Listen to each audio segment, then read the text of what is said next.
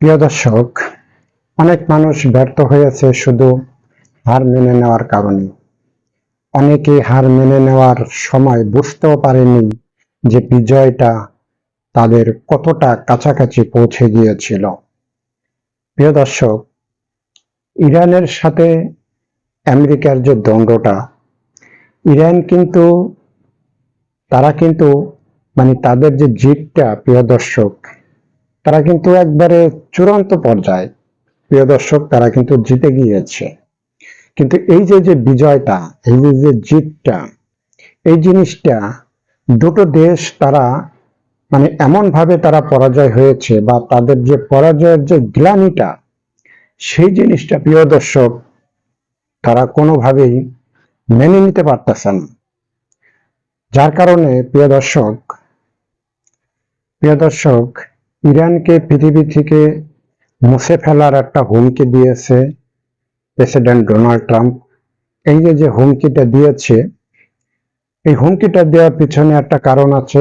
সেটা হলো যে হরমুজ প্রণালীতে ইরান যদি মার্কিন যুক্তরাষ্ট্রের কোনো জাহাজে হামলা চালায়, তাহলে প্রেসিডেন্ট ডোনাল্ড ট্রাম্প তিনি অনেক বড় ধরনের একটা হুমকি দিয়েছে যে মার্কিন যুক্তরাষ্ট্রের যুদ্ধ জাহাজে বা যে কোনো জাহাজে বা যে কোনো নৌযানে যদি ইরান হামলা চালায়, তাহলে যে কোনো মুহূর্তে ইরানকে পৃথিবী থেকে মুছে ফেলা হবে, এরকম একটি হুমকি দিয়েছে।